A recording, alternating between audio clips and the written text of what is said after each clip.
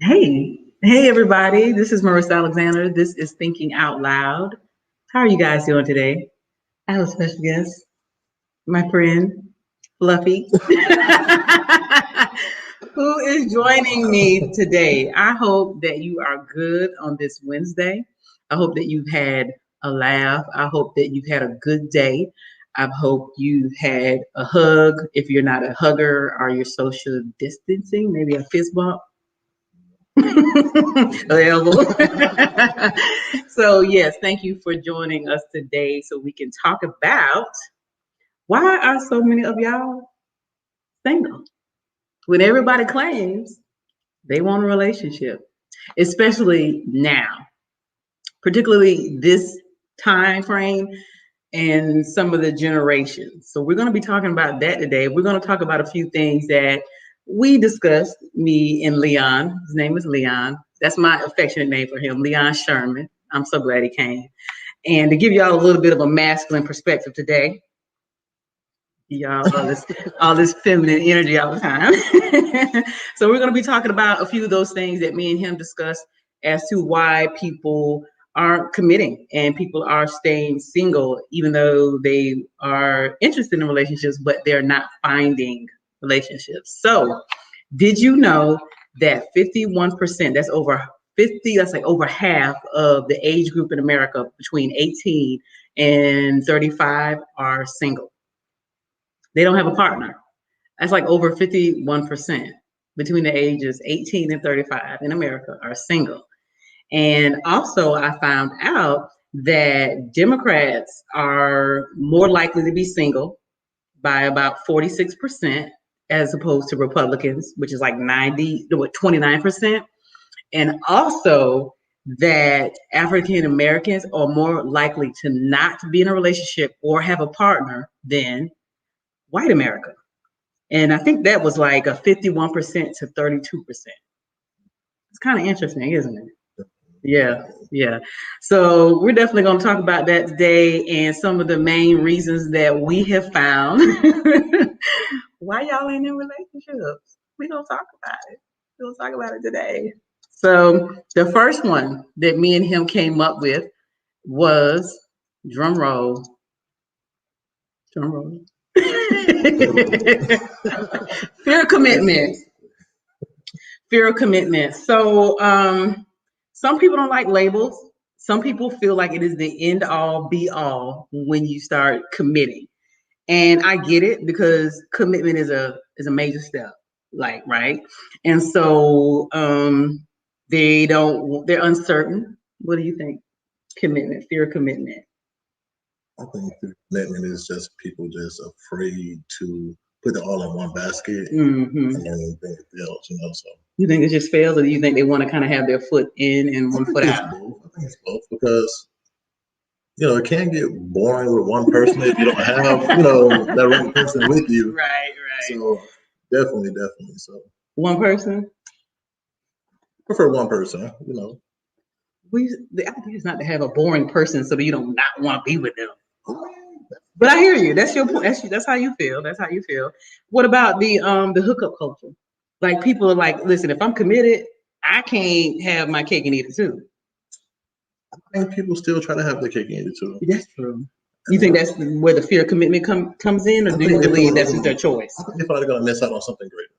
Ah, So okay. that's the basic. I feel like people have someone they like, but it's something that person may be missing that somebody else can kind of bring to the table that person don't have. Hmm. I think that's what it is. That's what he said, y'all. All right. So then the next thing is fear of failed relationships. I have my share. I mean, but like it's all in perspective. I mean, I do know a few people who have been together since high school. They're high school sweethearts. Um, I just think that some of us nail it, and then some of us just have a little bit more. We need a couple of extra mulligans. We need a couple of extra tries to kind of get it right. And you know, people don't want to pour into it, so they're like, "No, well, it's gonna fail. Let me not pour into it." Yeah. Right? Don't want to give your all. Don't want to be selfless.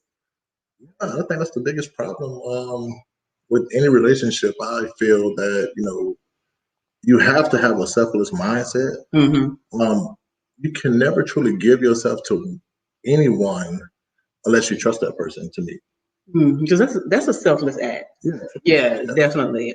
People just don't want to get screwed over, basically. But I mean, that's the risk you take in love, though.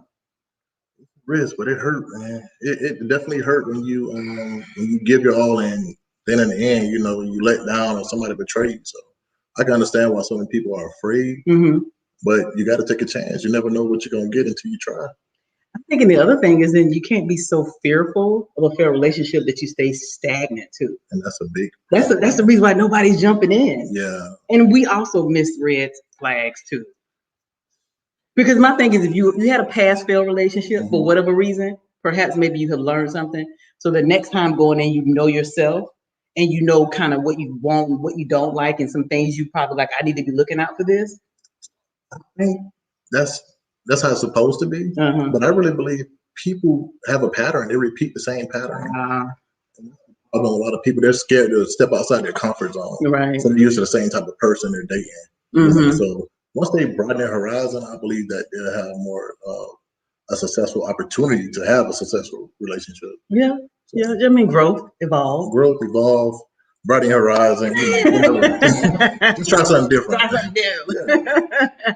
All right. The other one is this one was big: superficiality and shallowness. I'm gonna let you start with that one because you had the. Yeah, I think a lot of people, to me, I think they look to the matter of material things and what someone can bring to them or what they can gain from somebody. I think a lot of people lose their self when they try to not look at the foundation that a person have or their upbringing or beliefs or whatnot, but what their physical possessions are. That really traps a lot of people. Guy with a nice car, a nice chain, dress well, but don't treat you too well, but he's able to provide for you, so you stick around. Well, I mean, and that's very true on a lot of instances, but we also know that men typically have an idea of what they want their woman to look like, and it's usually it's physical features. A lot of men will date a woman who looks good, thinking that because they look good, they'll make a good partner. And we both know that good-looking people are not necessarily good partners, as well as people with a lot of materialistic stuff and assets and finances aren't necessarily good partners either. I'll say this. I'll say that a lot of people, like as far as us men, we'll look at the physical aspects of a woman and we're drawn to it. But once we gain that physical nature or element from that woman, what else do you have to bring? Right. And that's why a lot of men like, oh, she got a nice body, she got this and that. But after they get what they want from her, they move on because that's all she had to offer. So. Wow. Y'all heard it, ladies. Hold out. If you're shallow, hold out. You got to bring more than just a booty and beauty. Right. Again, I'm back to the foundation. Have something a man can. He can be attracted to you, but have something that keeps that man. A personality, a mindset. Again, foundation, religion, just something that can help build that man to keep him with you. And I think that equally works for some women. I do know that now we are the year of the woman. Women are, especially Black women, are starting businesses and are business owners at a way faster rate than men. And so money isn't necessarily a stickler for a lot of us, although, we're not trying to build a bear project with a dude either. We're not, I don't think that's for some of us. If you do, I mean, hey, it's what you like. But for the most part, we're looking for things that are solid, like your character, like how you treat people, how you treat yourself. Do you like your mother? Do you love your mother? How you treat your other children's moms if you actually have them? Do you care about people? Will you go to the doctor? Nobody needs you dying on us. All those things matter. So when we start pulling back the layers of shallowness and superficiality, then that's definitely something to think about, right? Yeah, I mean that's true. All accurate. All right. The other one is, let's see here. Let me see. Walking out is easier. Nobody wants to fight for anything anymore. Soon as somebody takes you to a place or challenge you, a lot of people don't know how to have conflict or resolution, and let it be what it is. You talk about a situation. That's it, communication. Communication. People are always talking about communication, but we're gonna have to be honest. A lot of us have to improve on our communication skills, because I think that sometimes we believe that because we can talk, we can communicate, but it's a process of listening and understanding. It's a process of not just an observation, you know what I mean, but interpreting and then asking questions. Processing. Right. I mean, that's huge. And so I think it's just easier for people to not put in the effort, especially if you're somebody who, I mean, you got plenty of access to whoever you want. I mean, you can kind of like decide, I don't want to put no effort into that, or into anything at all for that matter. So and that's where a lot of people lose themselves and they spread themselves out, because again, if you're willing to just, talk, fight, and just, try to work out what you have instead of just jumping from relationship to relationship or situation to situation, you thin yourself out. I really believe that you really have to just take the time out and reevaluate the situation. Be like, look, can we make this work? And that's what it boils down to. We may have a difference of opinions about certain things, but let's sit down and communicate. Let's work on this. And a lot of this stuff should be done before you actually commit. Well, let me tell you, if I'm not invested, and this is for most people, I'm not gonna sit there and talk to you. Like, you know what I mean? Like, I've already made my mind up right now. Like, I got options, and people do this. I got options. If I'm not, what I'm saying is, it's all about what you want to do when you go into it. And then I think it doesn't take you that long to kind of determine which route you want to go. I think that when we start being physical first, and then we get into that part like after the fact, then you kind of like, I don't want to talk to this person. There's no investment. But if I'm vested and I care for you and we're friends and we have things, I may stick around because it's not as easy for me to walk out. But if it's not, I've already made my mind. I'm like, okay, all right, man. And everybody cutting people off. Y'all some cutting off people. Ooh, I'm gonna call y'all Edward Scissor Hands, and what's another Edwina Scissor Hands. Y'all will cut people off and off. If you're one of the people to cut people off like this, tell me. I want to know. All right. So let's see. The other one is the process of recovery, meaning that, like you said, the heartbreak, like coming back after you've invested in someone, you spent time, you spent energy, because your time is your number one asset. Like, you cannot get that back, right? So you can get money back, you can get material things back, but once you've invested your time and you've taken up a space in your heart for someone, and then you're like, you know what? I don't want to go through that. You become guarded. A lot of people are guarded because of the heartbreak and the letdowns and it's a double-edged sword. It is. Because you can't find or be open to be closed off as well.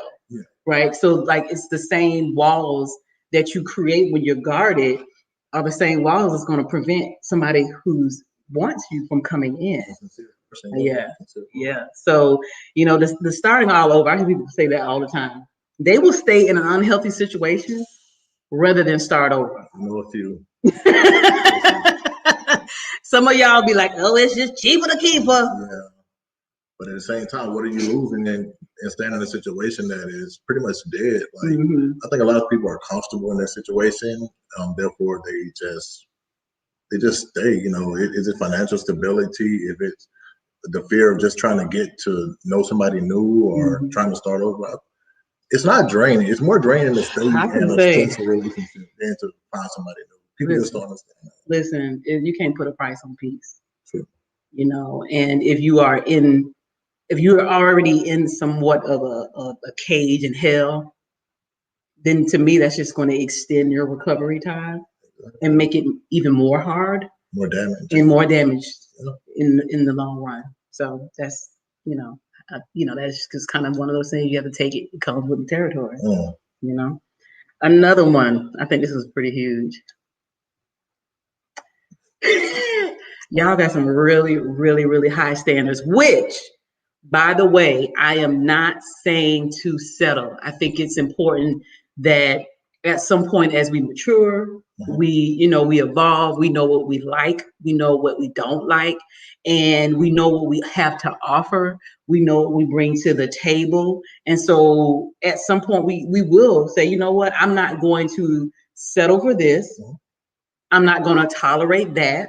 Or better yet, this is my choice. And I have a choice of a standard because this is what I want. I also think there's like the other end of that, which is that there's this unrealistic expectation that we will have the complete person in one, in one person. It's just not. I'm gonna be honest with you. I think that's something I had to realize. Yeah. You know what I mean? Like, meeting people and be like, oh, this is so great. Well, wait, those 2-3 things. Ooh. Can you compromise? No, not gonna be able to do it. If they would just change, and then you get into that whole, it's almost like, okay, this is great, so let me force these things. I want you to change. That's a problem, right? You know what I mean? You know what I mean? Yeah. Like that is huge because then, you end up putting expectations on people that may not just have the capacity to be it. And we have to decide if that's the person, like, you know what? All this other things about them are really great, solid in the foundation. And I'm okay with compromising on these few things. But I think we all individually have to know ourselves well enough to know what those things are. Yes. I really believe compromise is the most important part about any relationship. Mm-hmm. You have to be willing to give and take. And a lot of people don't know how to install certain things into their mates that they want to receive themselves. Well, I mean, should they have to install it? Well, if you want somebody to love you unconditionally and do certain things for you, you should be able to, give them that same thing that you're requiring. Like reciprocation. Yes. So I think that's the biggest problem. Like a lot of women want a 6-figure man, but they making $25,000. Listen. I don't know why Kevin Samuels got y'all on this, but I think what I'm gonna tell you what I think. Kevin Samuels. That's a joke. Yeah, he's something else. But let me tell you this. I think what we have to do is peel back what exactly the need is. Because if that is a requirement for an individual, then the question is, what need do you have that's not being met that you feel like that is a requirement that you must have, even when you necessarily can't bring that to the table yourself? Now, I can see wanting somebody equal, or I can understand that.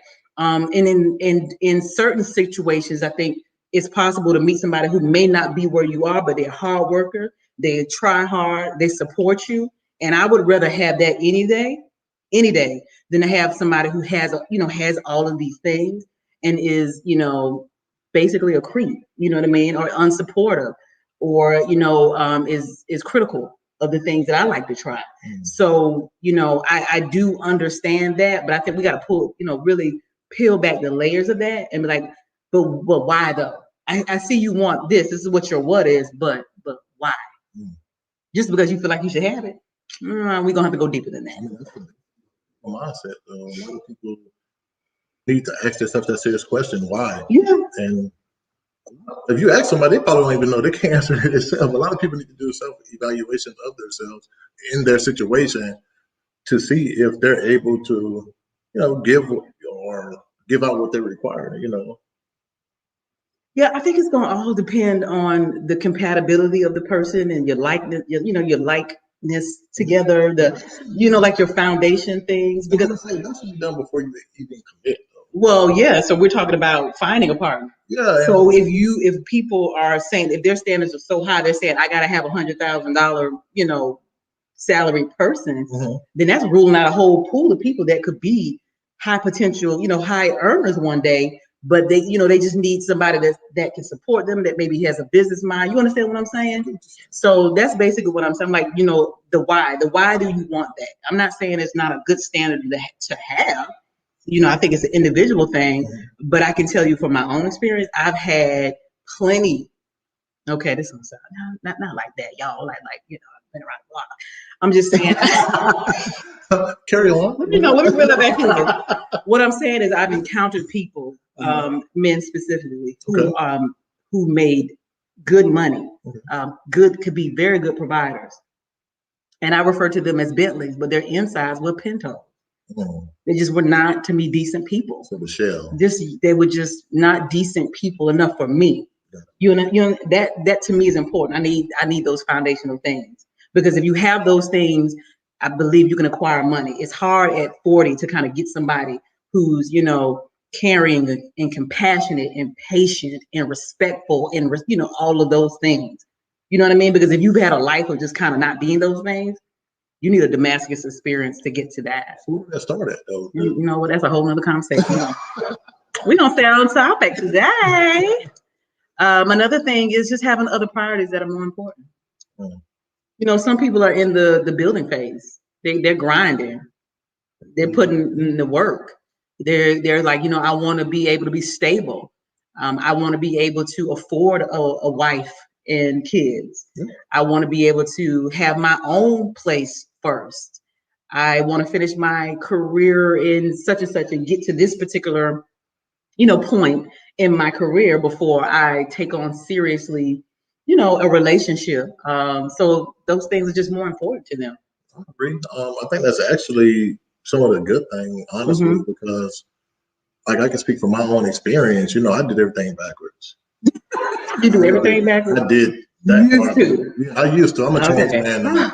I mean, I always thought that, you know, love will conquer everything. And oh, you was one of those people, huh? Yeah, I learned the hard way. Love didn't conquer it all. But I mean, love go pay that bill, baby. Don't pay the bill. And it don't solve all your problems at all. That's for sure. Listen, that's the electric company. Yeah, we're gonna send them a little check for love. Well, I'm glad you figured that out. I think it's just you know, depending on your stage and age in life. You know, for some people, they may have been in a previous relationship. I know a lot of people who've been in previous, like, got married when they were young, had their kids, and then, you know, things happen, and, you know, divorce and separation happens, and then people have to file bankruptcy, so they spend their time, you know, really trying to get back on their feet. And I've known a lot of people that have had to do that, and so relationships were not an important aspect of their life at that point. So that's just another, you know, it's just a higher priority in those areas, which makes sense. You know, it makes sense, you know, and, you know, I don't think that's a bad thing. The other one is unknown definition of love. What does love mean to you? I don't even know no more. Like,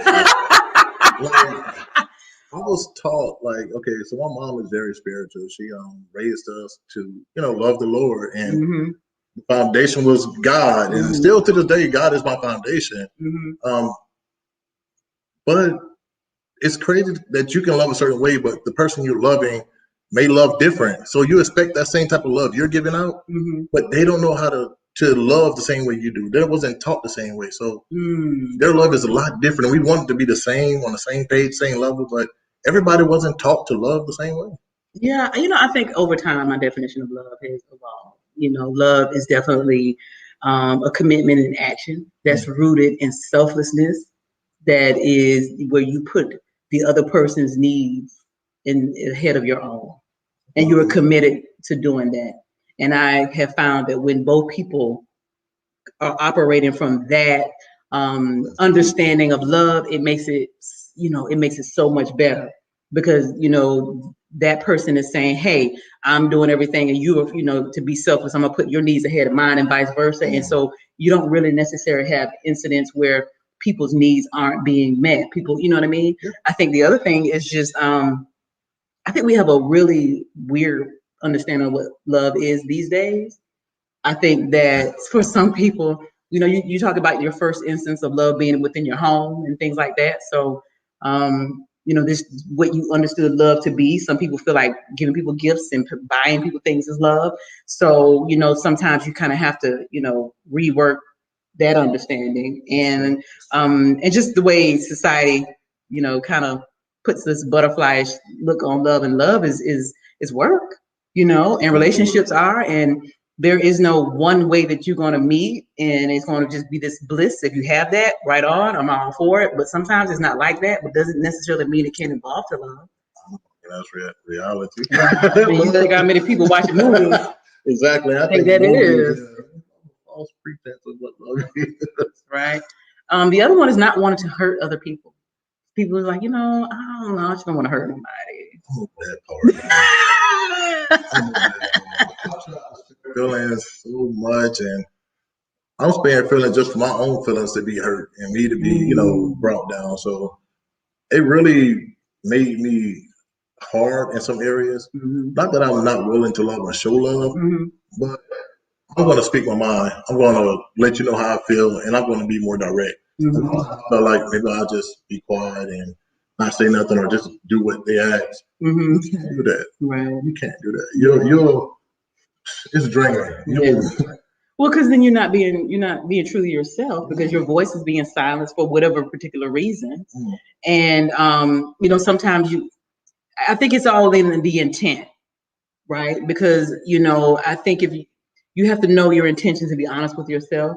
I can say for me, at a period of time, I knew that I was not in a good position to not hurt people, and that I, in fact, while I did not set out to do it, I know because where I was in my life that they were probably going to be hurt, and that's not a good feeling. If you have a conscience, it's not a good feeling. So you still hurt people. Yeah, that's basically kind of where it was. And some people, and I think that's not necessarily a bad thing to be like, what, let me get my stuff together and kind of heal in places so that I'm not looking for this person to provide for me things that I should do for myself. Yeah. And then you don't necessarily have to look to and unintentionally hurt people. So yeah, definitely start with self-love. So basically, y'all, we just talked about like 9 reasons about why people don't. A lot of it has to do with just the ideal person, fear of commitment, fear of hurting other people, don't want to recover from past hurts or getting starting all over, not even really understanding what we may have evolved to understand what love is and what it's not. And all of those things are, I think they're all okay. Just go through them, like work through them.